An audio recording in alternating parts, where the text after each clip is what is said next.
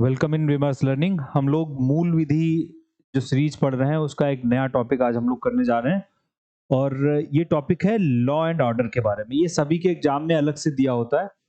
कानून व्यवस्था, न्याय व्यवस्था। न्याय व्यवस्था अलग हो जाती है, कानून व्यवस्था का ही पार्ट है। तो लॉ एंड ऑर्डर कह सकते हो या उसको पुलिस सिस्टम भी कहा जाता है। तो जो पुलिस सिस्टम है उसके बारे में हमको पढ़ना है। पुलिस सिस्टम के बारे में दो तीन चीजें तो बड़ी बेसिक हैं जो पहले समझनी चाहिए कि पुलिस जो है ये एक ये जो लाइन लिखी हुई है ये सबसे काम की चीज है, क्योंकि यहीं से कहानी शुरू होती है पूरी इसकी। कि पुलिस क्या है, राज्य सूची का एक विषय है। इसका मतलब क्या है कि पुलिस पर कानून बनाने का अधिकार जो है वो राज्य को है। कॉन्स्टिट्यूशन में हम लोग पढ़ते हैं ना, केंद्र सूची, राज्य सूची, समवर्ती सूची, स्टेट लिस्ट। तो स्टेट लिस्ट में ये सब्जेक्ट है। और स्टेट लिस्ट पर लॉ कौन बनाता है? स्टेट बनाता है। तो इसका मतलब क्या हो गया कि कानून व्यवस्था या पुलिस की जिम्मेदारी किसकी है? राज्य की है। केंद्र की ये जिम्मेदारी नहीं है, मुख्य जिम्मेदारी राज्य की है। इसलिए तो पहली चीज तो यही है संविधान में। लेकिन इसको समझने से पहले हम थोड़ा सा इतिहास देखते हैं, हिस्ट्री, क्योंकि ये हिस्ट्री के क्वेश्चन है थोड़ा जो पुलिस से रिलेटेड है कानून व्यवस्था में। कि भारत में पहले क्या था, पुलिस या कानून की तो हमेशा से जरूरत पड़ी है। पुराने टाइम में जब राजा लोग होते थे तो उनके अधिकारी होते थे जो न्याय व्यवस्था को कंट्रोल करते थे, ये काम करते थे। मुगलों के टाइम पे मुकद्दम बोला जाता था, कोतवाल होते थे, ये लोग कानून व्यवस्था नियंत्रित करते थे। लेकिन उसके बाद वो तो खैर पुराना सिस्टम, मध्यकालीन सिस्टम हो गया। जब अंग्रेज भारत में आए तो पहला व्यक्ति था वॉरेन हेस्टिंग्स, जिसने रेगुलेटिंग एक्ट बनाया था 1773 वाला। तो उसने क्या किया, अब उसको कानून व्यवस्था संभालनी थी, थोड़ी कंट्रोल जब कर लिया इन लोगों ने, तो इसने क्या किया, जो फौजदार लोग चल रहे थे, फौजदार ही मुकद्दम उनको बोला जाता था, ये लोग कानून व्यवस्था देखते थे मुगलों के अंदर। तो इसने क्या किया, थानों की शुरुआत की। अच्छा, ये फौजदार थाने होते थे, इसमें वॉरेन हेस्टिंग क्या करता था, जमींदारों के सहयोग से, जो जमींदार लोग होते थे उनके सहयोग से कानून व्यवस्था को नियंत्रित करता था। तो पहला व्यक्ति एक तरीके से इसने मॉडर्नाइजेशन, जिसको बोलते हैं फॉर्मल, कर दिया पुलिस व्यवस्था को। पहले पुलिस व्यवस्था जमींदार देखते थे, जमींदार का ही काम था कि वो अपने आसपास कानून व्यवस्था को बनाकर रखे। ठीक है, कोई ऐसा एक सिस्टम नहीं चल रहा था। तो ये पहला व्यक्ति था जिसने फौजदार थानों की नियुक्ति की 1774 में। ठीक है, लेकिन कमी इसमें क्या थी कि अभी भी जमींदारों के सहयोग से ही ये काम किया जा रहा था। एक प्रॉपर डेवलप्ड या विकसित पुलिस व्यवस्था नहीं हुई थी। ठीक है, लेकिन इसके बाद सबको पता है सबसे इंपॉर्टेंट आदमी लॉर्ड कॉर्नवालिस, दूसरा आदमी, ये तो इतना फेमस है। इसने क्या किया, पहली बार ये जो कानून व्यवस्था वाला काम था ये जमींदारों से हटा लिया, छीन लिया। और इसने ब्रिटिश एसपी नियुक्त करने शुरू किए। और ये इसलिए क्वेश्चन ऐसे पूछा था, भारत में पहली बार या एसपी की पोस्ट किसने बनाई थी, सुपरिटेंडेंट ऑफ पुलिस, दरोगा की पोस्ट किसने बन, तो इसने एसपी और दरोगा की का पद बनाना शुरू किया। पूछा था। हाँ तो एस अच्छा, अच्छा, हाँ तो एसपी और दरोगा का की पोस्ट इसने बनाई, लॉर्ड कॉर्नवालिस। हाँ, कॉर्नवालिस कोड कहते हैं उसको, कॉर्नवालिस कोड। एसपी और दरोगा की पोस्ट बनाई इसने। हाँ, कोड आया था कॉर्नवालिस कोड 1793 में। पद पहले बना दिया है 91 में, इसलिए ईयर है। कॉर्नवालिस कोड इसने बनाया। तो देखो धीरे धीरे पुलिस व्यवस्था, जो आधुनिक पुलिस व्यवस्था को हम जानते हैं, विकसित होने लगी। ठीक है, उसके बाद नाम लिखा नहीं है, बस इतिहास का एक अच्छा क्वेश्चन बनता है, लिखना चाहो तो लिख सकते हैं। लॉर्ड विलियम बेंटिंग आया था एक, विलियम बेंटिंग ने एसपी का पद खत्म कर दिया। ये कभी कभार क्वेश्चन पूछ जाता है, एसपी का पद बनाया इसने बाद में, जब विलियम बेंटिंग आया, Lord William Bentinck, William Bentinck, इस आदमी ने क्या किया, एसपी के पद को खत्म कर दिया।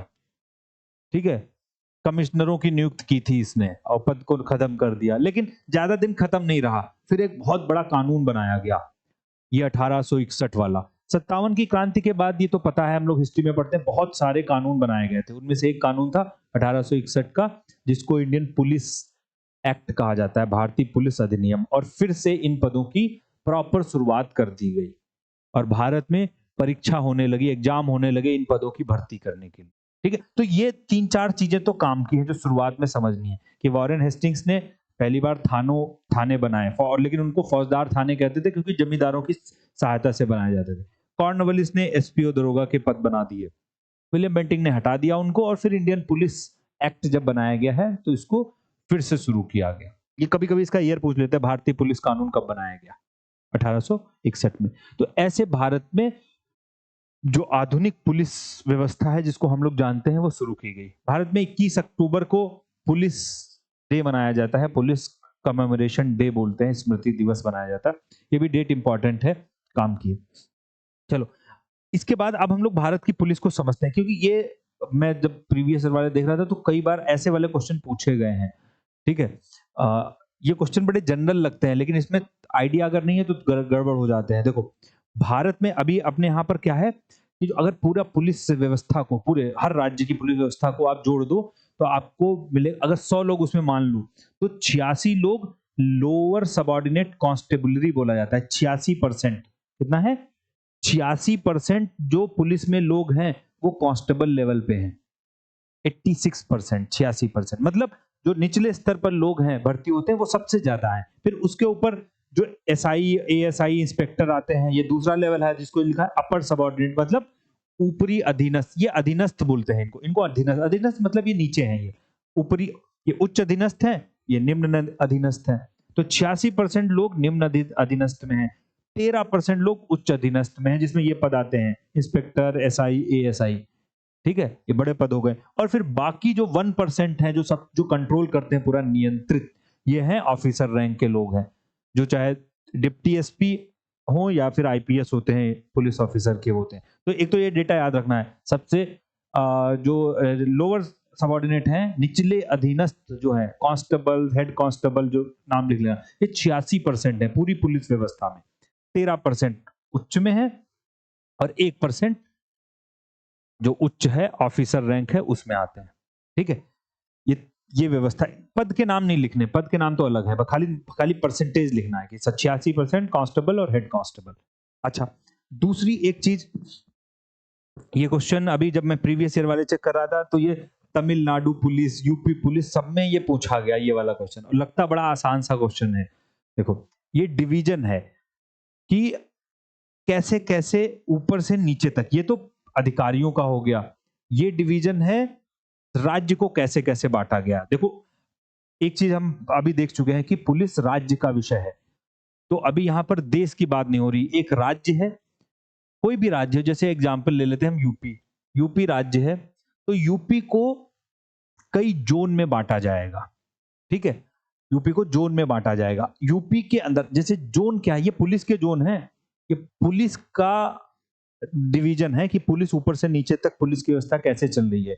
तो राज्य को जोन में बांटा जाता है। अभी के टाइम पे यूपी में 8 जोन है। जैसे यूपी एक राज्य हो गया तो यूपी में 8 जोन है, और एक जोन का जो प्रमुख होता है उसको आईजी कहते हैं, inspector general of police, IG. और जो पूरी यूपी का स्टेट का पुलिस का हेड है उसको क्या बोलेंगे? DGP, director general of police. ये सबसे बड़ा अधिकारी पुलिस का होता है राज्य का, डीजीपी। और 8 जोन हो जाएंगे तो आईजी हो गए, इंस्पेक्टर जनरल ऑफ पुलिस। फिर जोन, हर जोन में 2 से 3 रेंज होती हैं, कहीं पे 2, कहीं पे 3, जोन के हिसाब से। जैसे लखनऊ जोन है तो उसके अंदर रेंज होंगी। रेंज मतलब जिलों का समूह बना दिया जाता है, 3 जिले, 2 जिले, ऐसे वाला रेंज हो जाएंगी। भारत में यूपी के अंदर, यूपी में अभी 18 रेंज हैं ऐसी, 18 रेंज। और इस एक रेंज का प्रमुख जो होता है उसको डीआईजी बोलते हैं, डिप्टी इंस्पेक्टर जनरल, डीआईजी। देखो, डीआईजी के ऊपर आईजी, आईजी के ऊपर डीजीपी। फिर जिले हैं, जिले तो पता ही है, उत्तर प्रदेश में जैसे 75 जिले हैं, तो 75 जिलों पे क्या होगा? एक एसपी होगा। जो बड़े जिले हैं वहां पर एसएसपी होगा, वरना एसपी होगा जिलों में। जिलों को फिर सर्कल में बांटा गया है। ये क्वेश्चन पूछा गया था कि जोन को, देखो, राज्य को जोन में, जोन को रेंज में, और रेंज को जिलों में, जिलों को किस में बांटा गया? सब डिवीजन, या इसी को सर्कल कहते हैं पुलिस में, सर्कल। और सर्कल का हेड सीओ होता है, इसी को सीओ कहते हैं, सर्कल ऑफिसर। जो डिप्टी एसपी होता है, सीओ जिसको कहा जाता है, वो एक सर्कल का हेड होता है, इसलिए उसको सर्कल ऑफिसर बोलते हैं। ये डीएसपी, डिप्टी एसपी रैंक का होता है। अभी रैंक समझेंगे तब पता आएगा, पहले अभी बस ये समझो। जिलों को सर्कल में बांटा गया, और सर्कल को, क्या मैं उल्टा बोल गया, मैं पहले वो बोल गया। जिले को, इसको थोड़ा हटा, वो कर देते हैं। जिले को किस में बांटा गया है? सब डिवीजन में। जिले को सब डिवीजन में बांटा गया है। अब सब डिवीजन क्या होता है? देखो, सब डिवीजन, ये यहाँ पे एसपी हो गया, और यहाँ पर होता है एएसपी, इसको बोलते हैं additional superintendent of police, ASP. वो इसका हेड होगा, एएसपी, वो पहले बोल दिया मैंने। फिर उसको सर्कल में बांटा जाएगा, सब डिवीजन को, और यहाँ का हेड होगा सर्कल ऑफिसर, जिसको हम लोग डिप्टी एसपी भी बोलते हैं, डिप्टी एसपी। और फिर आता है सबसे निचले स्तर पर police station. Circle office, circle को थानों में बांटा जाता है, थाना, और थाने को भी चौकियों में, थाने के अंदर चौकी आती है, पुलिस चौकी। तो ऐसे हर राज्य में एक व्यवस्था बनाई जाती है, और ये हर जगह यूनिफॉर्म हर जगह बनेगी। चौकी, चौकी से बड़ा थाना, थाना एक सर्कल में आएगा, ठीक है। सर्कल एक सब डिवीजन का हिस्सा होगा, और कई सब डिवीजन मिला के एक जिला बनेगा। जिला एक रेंज का हिस्सा होगा, रेंज जोन में आएगा, और जोन राज्य में बनाए जाएंगे। तो ऐसे ऊपर से नीचे तक सीक्वेंस, ये सीक्वेंस पूछा गया कई बार कि जिले के नीचे वाली रेंज क्या होती है, जिले के ऊपर वाला क्या होता है, पार्ट जो जो बनाया जाता है ऐसा, वो क्या होता है ना, और किसका प्रमुख कौन होता है, ऐसे। तो ये एक सीक्वेंस है, ऐसे डिवीजन किया जाता है ऊपर से नीचे तक पूरी पुलिस व्यवस्था का।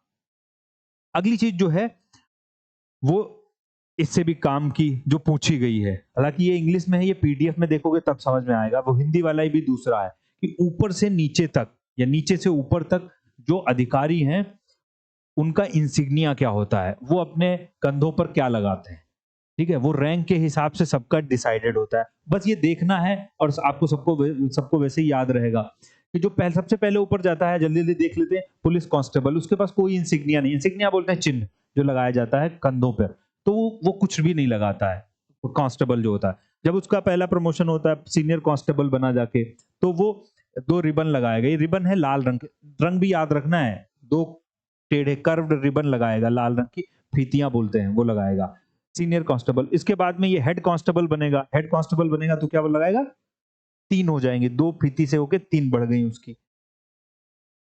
हेड कांस्टेबल के बाद में एएसआई होता है, जिसको असिस्टेंट सब इंस्पेक्टर कहते हैं। अब यहां पर रिबन देखो बदल गया, रिबन का सीक्वेंस भी पूछा गया है कि नीला नीचे है, फिर रेड है, नीले और लाल रंग का रिबन होगा और 1 स्टार होगा, एएसआई होगा ये। फिर एसआई है सब इंस्पेक्टर, रिबन वही है नीला और लाल, और 2 स्टार हो गए एसआई के, ठीक है। एसआई के बाद में ये है, फिर इंस्पेक्टर है, रिबन वही है नीला और लाल, और स्टार कितने हो गए, 3 स्टार हो गए, ये इंस्पेक्टर का है, ठीक है। इसके बाद जो होते हैं वो सीनियर ऑफिसर्स कहलाते हैं, ठीक है। ये सीनियर, अच्छा, इनकी सबकी जो भर्ती होती है ये पुलिस बोर्ड करता है, इतनी जितनी अभी हम लोगों ने की है, पुलिस बोर्ड बने हुए हर राज्य में, वो भर्ती करते हैं। हाँ, यहां तक। और इसके बाद जो भर्तियां होती हैं, ये यहां से ये आयोग करते हैं, जिनको लोक सेवा आयोग कहते हैं। इनमें से ये जो है डेप्यूटी एसपी जिसको बोलते हैं, 3 स्टार सिर्फ लगाता है। इसकी भर्ती करता है जो उस राज्य का पीएससी होगा, पीएससी मतलब लोक सेवा आयोग, लोक सेवा आयोग। ये एग्जाम करवाता है ना, सबको पता है पीसीएस का, उसी पीसीएस में रैंक होती पीपीएस की, प्रोविंशियल पुलिस सर्विस। पीसीएस के एग्जाम से समझ लो ये जाएगा, और ये बनेगा डिप्टी एसपी, 3 स्टार लगाएगा। कोई रिबन नहीं है, ये याद रखना है, कोई वो फीतियां नहीं है लाल नीली, 3 स्टार बस। फिर ये आईपीएस हो गए, इनकी भर्ती यूपीएससी करवा रहा है, यूपीएससी, और इनको रैंक मिलती है आईपीएस की, इसलिए इनके नाम उसमें लिख भी दिया जाता है आईपीएस। और इसका जो सबसे पहले ज्वाइनिंग होती है ना, तो उसको एडिशनल एसपी बोलते हैं, एडिशनल सुपरिटेंडेंट ऑफ पुलिस। खाली क्या लग गया है इस पे, भारत का चिन्ह, नेशनल एम्बलम लगा है एक, ठीक। फिर ये एसपी बनेगा तो अशोक चिन्ह के साथ में, राष्ट्रीय चिन्ह के साथ में 1 स्टार लग गया इसके साथ में। फिर ये एसएसपी बनेगा, ठीक है, सीनियर सुपरिटेंडेंट ऑफ पुलिस, तो नेशनल एम्बलम राष्ट्रीय चिन्ह के साथ में 2 स्टार हो गए इसके, एसएसपी के, ठीक है। फिर ये 3, और ये डीआईजी जो अभी लिखा था, रेंज का एक हेड होगा, तो अशोक के चिन्ह के साथ में 3 स्टार हो गए। एसएसपी से सीनियर है ना, तो स्टार बढ़ते जाएंगे। एसपी का 1 स्टार था, एसएसपी के 2 स्टार हैं, डीआईजी के 3 स्टार हैं। फिर ये आईजी आएगा, जो जोन का हेड होगा, जो अभी लिखा था हमने, एक जोन होगी उसका हेड। तो इसमें राष्ट्रीय प्रतीक नहीं होगा, यहां पर स्टार हो जाएगा, और एक क्रॉस स्वॉर्ड और एक ही डंडा होता है। ये स्टार लग गया, ये तलवार है, और डंडा, ये डंडा है, इनकी क्रॉस ये बना होता। ये इंस्पेक्टर जनरल आईजी जो होगा उस पे उसका एम्बलम हो जाता है। और फिर ये आखिरी पोस्ट है जो स्टेट की सबसे बड़ी पोस्ट होती है, जिसमें स्टार की जगह से फिर से क्या आ जाएगा, राष्ट्रीय प्रतीक नेशनल एम्बलम आ जाएगा, और स्वॉर्ड और जो स्टिक है वो क्रॉस क्रॉस स्वॉर्ड लिख लो, उससे याद रहेगा, क्रॉस स्वॉर्ड लगी होती है, तलवार ऐसे। ये डीजीपी की है। और ये क्वेश्चन इसलिए है, देखो ये सब बस बस पिक्चर फॉर्म में है, याद रखना है, स्क्रीनशॉट ले लेना है इनका। और मोस्टली क्या है, मतलब ये वाले क्वेश्चन ऐसे वाले पूछ लिए जाते हैं कि किसमें क्या स्टार लगता है, किसमें अशोक चिन्ह ये राष्ट्रीय प्रतीक लग रहा है, किसमें सिर्फ स्टार लग रहा है, किसमें कौन सा रिबन लग रहा है, फीती कौन सी लग रही है। तो ये ऊपर से नीचे तक जो पुलिस की रैंक है उनके बारे में, कौन क्या लगा रहा है। ठीक। इसके बाद रिक्रूटमेंट, रिक्रूटमेंट की अभी मैंने बात बोल दी। अभी पता है पूरे भारत में, ये 2020 में डेटा भारत की संसद में दिया गया था, पूरे भारत में जो पुलिस है वो 26,23,23,000, ये भारत की पुलिस की स्ट्रेंथ है पूरे भारत में मिलाकर। खाली यूपी में बोला जाता है 4,15,000 की स्ट्रेंथ, जो सैंक्शनड स्ट्रेंथ है, मतलब इतनी होनी चाहिए, भर्ती इतनी नहीं है। यूपी में अभी के टाइम पे अगर ये 60,000 ये वैकेंसी भर जाती तब भी 60 से 70,000 खाली हैं सीटें, मतलब बहुत खाली हैं। लिखा होता है इतनी वैकेंसी, इतनी तो ये स्ट्रेंथ है, और 5,30,000 जो लास्ट डेटा था जो संसद में दिया गया था, इतनी वैकेंसी है भारत में, इतनी वैकेंसी है पुलिस की, मतलब इतनी भरी नहीं गई, खाली सीटें हैं इनकी। तो स्ट्रेंथ ये है। रिक्रूटमेंट, रिक्रूटमेंट मैंने बता दिया, जो सबसे जो अधीनस्थ, जो लोअर अधीनस्थ थे जिसमें कांस्टेबल आता है, उसकी भर्ती कौन करता है, भर्ती बोर्ड करता है। एसआई की भी भर्ती भर्ती बोर्ड करता है। उसके ऊपर डिप्टी एसपी की आयोग करता है, और फिर आईपीएस की बताइए सबको यूपीएससी भर्ती करता है। ठीक है, तो ऐसे पुलिस की भारत में, ये हम अलग से ये टॉपिक पढ़ेंगे, लेकिन ये यहाँ पर लिखा हुआ है क्योंकि काम की चीज है ये वाली, चलो हटाता नहीं हूं इसको। भारत में अभी के टाइम पे सिर्फ पुलिस राज्य के पास नहीं है, केंद्र के पास भी पुलिस है, उसको पैरामिलिट्री कहते हैं। सेना को अलग, आर्मी नेवी एयरफोर्स को छोड़कर पैरामिलिट्री होती है जिसको अर्धसैनिक कहते हैं। ठीक है, तो अभी के टाइम पे 7 अर्धसैनिक बल है, इसका अलग से हम लोग एक वीडियो बनाएंगे अर्धसैनिक बल के बारे में। और इसकी जो टोटल स्ट्रेंथ है जो पार्लियामेंट में बताई गई थी वो लगभग 11 लाख है, 11 लाख। तो पुलिस स्ट्रेंथ भारत में बहुत है इसके इस हिसाब से, लेकिन क्या है, सीटें खाली बहुत है, वैकेंसी बहुत ज्यादा है, गवर्नमेंट भर्ती नहीं है इनको। ठीक है, इसके बाद अगली चीज जो है पुलिस में, एक सिस्टम ये है कमिश्नरेट ऑफ पुलिस, और ये यूपी के लिए तो बहुत काम का है, एग्जाम्स के लिए काम का। ये कमिश्नर सिस्टम क्या होता है, देखो अभी के मतलब जो जनरली सिस्टम भारत में चलता है उसको डुअल सिस्टम कहते हैं, जिसमें जिले की प्रमुख जिम्मेदारी डीएम के पास होती है, डिस्ट्रिक्ट मजिस्ट्रेट के पास। हालांकि कानून व्यवस्था के लिए पुलिस के लिए एसपी भी है, लेकिन अंतिम दायित्व, अंतिम जिम्मेदारी जिले की डिस्ट्रिक्ट मजिस्ट्रेट के पास है। ठीक है, अच्छा, जब कुछ शहर बहुत बड़े हो जाते हैं और बोला जाता है कि ऑफिशियली 10 लाख या उससे ज्यादा आबादी वाले शहर हो जाते हैं, तो उनकी समस्याएं कुछ अलग हो जाती हैं।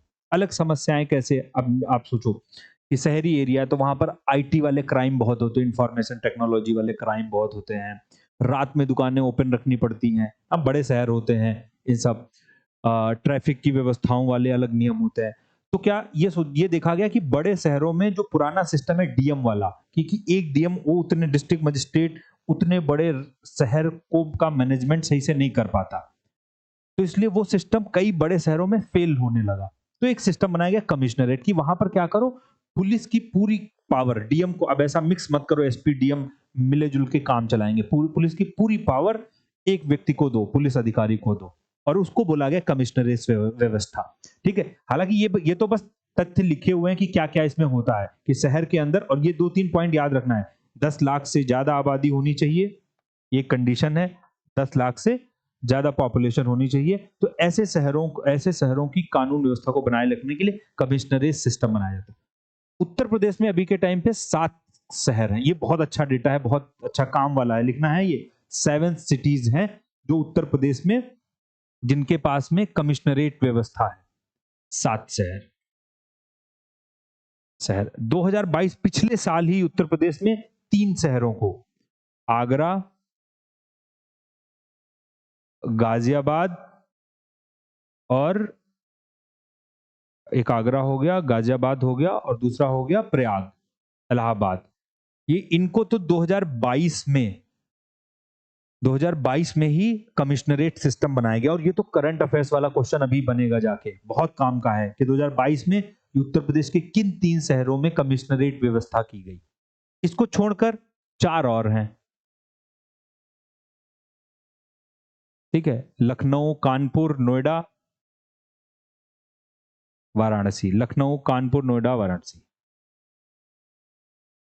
ठीक है, 4 और हैं, वो पुराने हैं, और 3 ये करंट अफेयर्स वाले हैं, मतलब जो इस साल काम के हैं, क्योंकि ये 22 में इन यहाँ पर कमिश्नरेट व्यवस्था बनाई गई।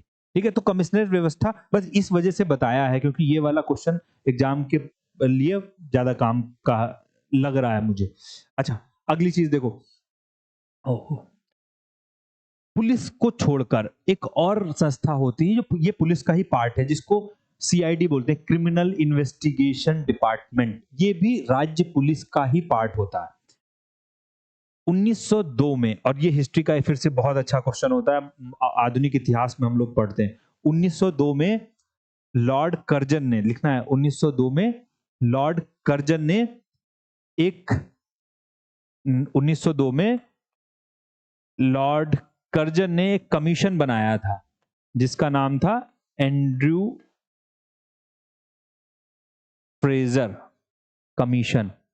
ये पुलिस सुधार के लिए बनाया गया था। तो इस कमीशन ने एक बात बोली थी, और बात ये थी कि राज्य में जांच के लिए एक अलग से संस्था होनी चाहिए पुलिस की, और इसकी सिफारिश के आधार पर फिर सीआईडी बनाया गया, क्रिमिनल इन्वेस्टिगेशन डिपार्टमेंट। ये हर राज्य में होता है, उसकी पुलिस ढांचे का ही हिस्सा होता है। तो ये ईयर बहुत काम का 1902, और ये कमीशन का भी नाम है, लॉर्ड कर्जन ने ये कमीशन बनवाया था। कभी कभी ये पूछ दिया था पुलिस आयोग किस वायसराय ने बनवाया था। ठीक है, और पुलिस आयोग का अध्यक्ष कौन था, एंड्रयू फ्रेजर की अध्यक्षता में, और उसने ये सिफारिश की थी कि सीआईडी, तो सीआईडी बनाया जाता है हर राज्य में। सीआईडी की 2 शाखाएं हैं, ये कभी कभार बस पूछ ली जाती, एक क्राइम ब्रांच की शाखा और एक विशेष ब्रांच की शाखा। एक स्पेशल ब्रांच, ये क्राइम ब्रांच हो गई, और एक स्पेशल ब्रांच। 2 शाखाएं हैं इसकी जो सीआईडी होती। क्राइम ब्रांच का मतलब पता ही है, ये जांच एजेंसी है, राज्य से जुड़ी हुई जो भी जांच की चीजें हैं, राज्य सरकार के आदेश से जो भी मामले हैं, हत्या से, रेप से जुड़े हुए, या कोई भी ऐसा क्रिमिनल, फाइनेंस के जुड़े हुए, वित्तीय जो करप्शन है, घाटा है, उससे जुड़े हुए जो है वो जांचें वो क्राइम ब्रांच करेगी। अच्छा, स्पेशल ब्रांच, इसका काम क्या है? देखो, इसका इसका काम है कि उस राज्य में जो आपराधिक गतिविधियां हो रही हैं उन पर नजर रखना। ये जांच के लिए है, ये उन पर नजर रखने के लिए स्पेशल ब्रांच। कोई टेररिस्ट एक्टिविटी में तो नहीं कर रहा है, ठीक है, आतंकवादी गतिविधियों में तो लिप्त नहीं है, ठीक है, ऐसा तो नहीं कि कोई नशीले पदार्थ या विस्फोटक पदार्थ इधर से उधर भेजे जा रहे हैं। तो इन सब कामों के लिए व्यक्तियों पर, संस्थाओं पर, संगठनों पर गुप्त जानकारी जो कानून व्यवस्था को नुकसान पहुंचा सकती है, उस पर नजर रखने के लिए यह संस्था बनाई गई। ठीक है, तो ये सीआईडी के 2 पार्ट हैं, क्राइम ब्रांच और स्पेशल ब्रांच, और ये कमीशन के बारे में हो गया। अगली चीज, ये भारत में एक बड़ी एकेडमी है, जो लोग यूपीएससी से आईपीएस की रैंक हासिल करते हैं तो उनको ट्रेनिंग के लिए ये संस्था है, और ये बनाई गई हैदराबाद में है, सरदार वल्लभ भाई पटेल पुलिस एकेडमी। लोकेशन बस पूछी जाती है, 1948 में बनाई गई थी, 1948 में। ईयर और कहां पर है, सरदार पटेल पुलिस एकेडमी, उनकी ट्रेनिंग के लिए बनी है। और यहां पर एक चीज मैं और बता देता हूं कि सरदार पटेल का नाम बहुत काम का है, क्योंकि जो ये पोस्ट है या पूरी ब्यूरोक्रेसी है भारत में, आईएएस, पीसीएस, भारत में सिविल सेवा, ये चीज फिर से काम का क्वेश्चन इतिहास में भी बनता है। भारत में जो सिविल सर्विसेज हैं उनकी शुरुआत तो की थी लॉर्ड कॉर्नवालिस ने, इसलिए कॉर्नवालिस को भी, कॉर्नवालिस इसको बोला जाता है फादर ऑफ सिविल सर्विसेज। लेकिन स्वतंत्र भारत में, इंडिपेंडेंट इंडिया में ये काम किसने किया? सरदार पटेल ने। इसलिए इनको भी क्या बोला जाता है? Father of modern civil services. इनके नाम में मॉडर्न लगा दिया जाता है, आधुनिक, आधुनिक प्रशासनिक सेवाओं का जनक। आजादी के बाद कहते हैं बहुत से लोग थे जो ये आईएएस और आईपीएस इनके पोस्ट को खत्म करना चाहते थे कि अंग्रेजों की बनाई हुई है। लेकिन सरदार पटेल ने कहा नहीं, ये इंपॉर्टेंट है, ये आगे चलकर काम करेंगी हमारे लिए और अच्छा ज़रूरत है इनकी हमें। इसलिए इनको सरदार पटेल को बोलते हैं father of civil services in India, प्रशासनिक सेवाओं के आधुनिक जनक। इसलिए इन्हीं के नाम पे ये पुलिस एकेडमी बनाई गई। ठीक, ये चीज हो गई। इसके बाद एक आपके मूल विधि में एक छोटा सा टॉपिक इसी के साथ में लिखा होता है, वो है ये कि कॉन्टेम्परेरी पुलिस इशू, पुलिस से जुड़े हुए मुद्दे।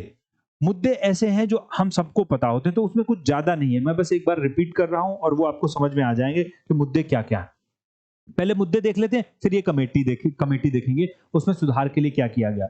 जैसे एक मुद्दा है पॉलिटिकल इंटरफेरेंस। ये तो समझने वाली चीज है, सबको पता है कि भारत की पुलिस व्यवस्था में राजनीतिक हस्तक्षेप बहुत है, कि पुलिस और नेताओं की मिली भगत, कि जो जब सरकार, जिसकी सरकार होती है तो पुलिस मोस्टली उसके कंट्रोल में या उसके दबाव में काम करती है। कई बार वो काम सही नहीं, उचित नहीं होता है। तो इसलिए एक ये बड़ा मुद्दा है राजनीतिक हस्तक्षेप वाला, कि सरकारें या एग्जीक्यूटिव कार्यपालिका पुलिस के कामों में हस्तक्षेप करती है। दूसरा भ्रष्टाचार, करप्शन, ये तो सब कौन नहीं जानता कि एक बहुत बहुत बड़ा मुद्दा है। तीसरा वीआईपी संस्कृति, जो अंग्रेज बना के गए थे, ठीक है, अंग्रेजों के टाइम पे होता था, अंग्रेज अधिकारी होता था, भारतीयों से सही से बात नहीं करता था, ठीक है। तो वैसा कल्चर अभी भी बना है। कई कमेटी की सिफारिश हो चुकी कि इस सिस्टम को बदला जाए।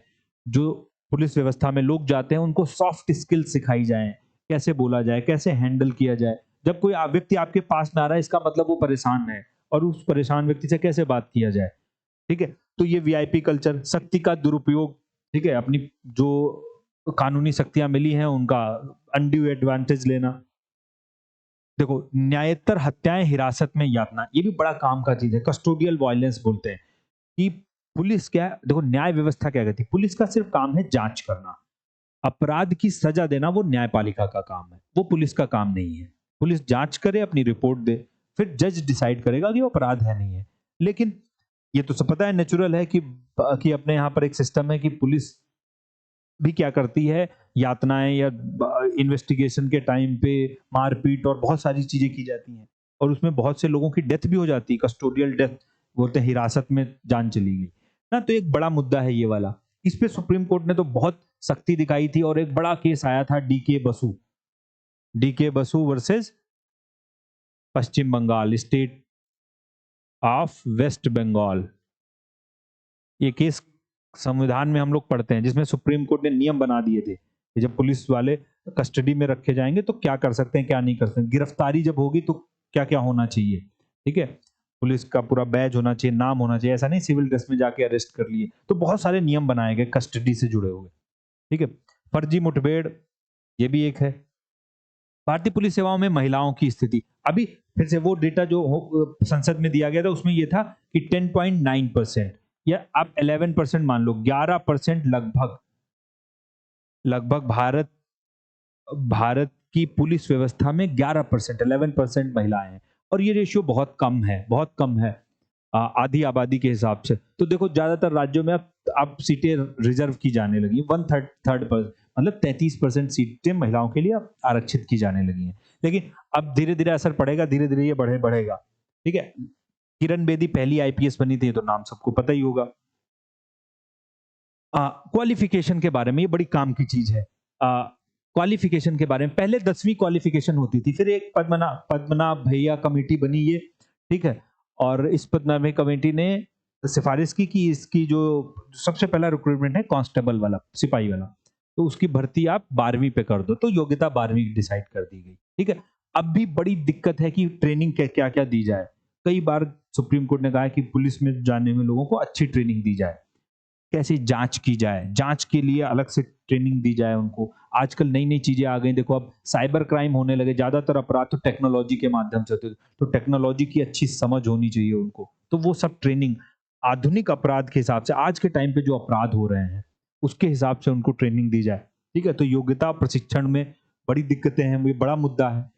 और पदोन्नति और कार्य परिस्थितियां, प्रमोशन, भारत में प्रमोशन बड़ा गड़बड़ माना जाता है पुलिस का। जो कांस्टेबल होता है, कई बार तो बस हेड कांस्टेबल बन के, कई बार क्या, मोस्टली वो हेड कांस्टेबल बन के रिटायर होता है, मतलब अपनी पूरी लाइफ में एक प्रमोशन पाता है। तो ये वाला सिस्टम बहुत खराब है। फिर से कई कमिटियों ने कहा ये इसको बदलो आप इसको, लेकिन अभी वैसे का वैसे ही चल रहा है। तो प्रमोशन का सिस्टम अच्छा नहीं है भारत में, और कार्य परिस्थितियां आप समझ सकते हो ओवरबर्डन्ड है। मैंने भी बताया कि 5.5 लाख तो वैकेंसी खाली है। तो ऐसी स्थिति में, और ज्यादातर जो पुलिस वाले हैं भी वो पता है सबको वीआईपी सिक्योरिटी में लगे हुए हैं, ठीक है। तो इस वजह से जो लोग थानों में या ऐसी जगह काम करें वो ओवरबर्डन्ड है, ज्यादा काम है उनके पास में, छुट्टियां नहीं मिलती हैं, तो इसलिए मेंटल मेंटल प्रॉब्लम्स, एंजाइटी, तनाव, ये इन सब चीजों से है। तो कई बार कई कमेटियों की सिफारिश आई है ये सब समस्याएं। इन समस्याओं से निपटने के लिए ये 3 बड़ी बड़ी समितियां बनाई गई। इन समितियों के नाम आपको बस याद रखना है।